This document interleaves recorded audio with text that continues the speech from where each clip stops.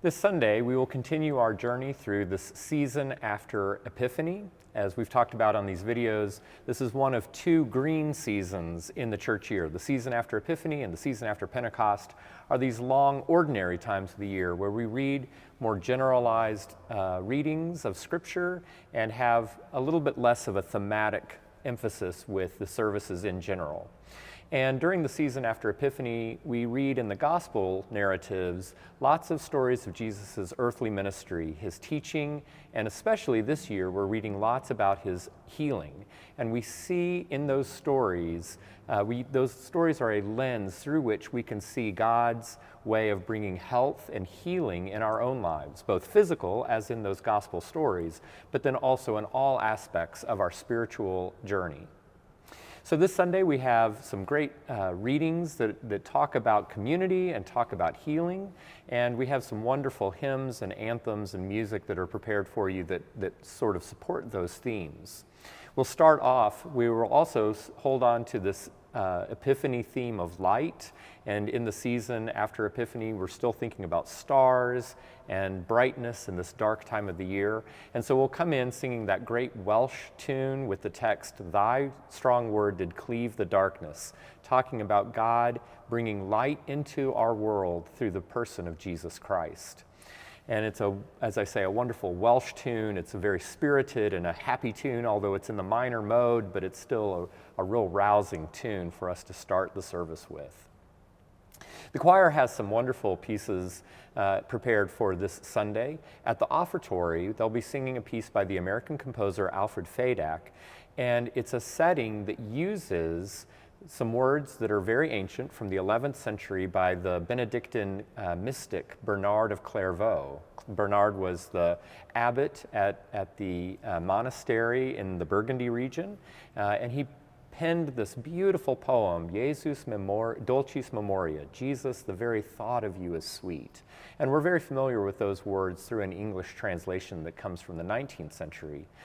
But even before that English translation, there was a chant melody, a plain song or Gregorian chant melody that became associated with Bernard of Clairvaux's words. And that melody sounds something like this.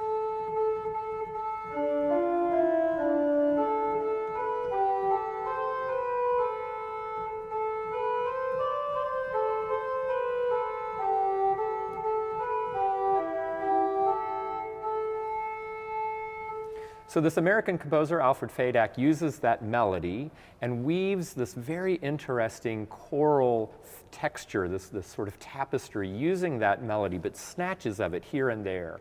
It doesn't quote that entire melody all the way through at any given time, but it has a beautiful way of evoking all of the images of this wonderful poem and building to this very broad, majestic, climactic finale where he uses that melody in long drawn-out notes to give a lot of emphasis.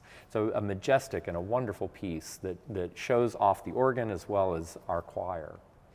At the communion, we'll sing a piece by another American composer, Gerald Neer, and this is also a setting of a pre-existing melody, an English folk tune, O Waly Waly, or a song that you might know, The Water is Wide, I Cannot Get O'er.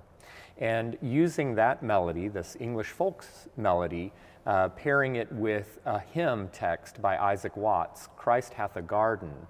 And it's a beautiful pairing of these two things, this 18th century poem and this folk melody. And Gerald Neer, again, sets it in a really beautiful and evocative way.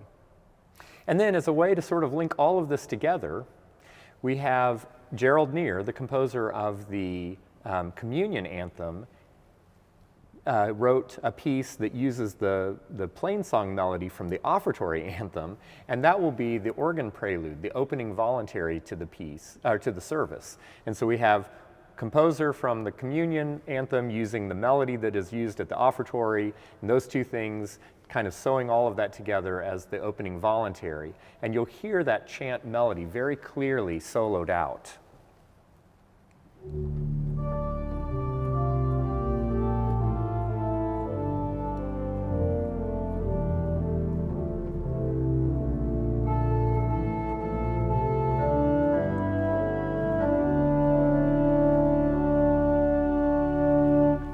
and it goes straight through that melody with no elaboration, but you can hear that, and that sort of prepares and sets the stage for things that will come later in the service. So we hope that as you continue your journey through the season after Epiphany, you will join us and worship here at St. John's Cathedral.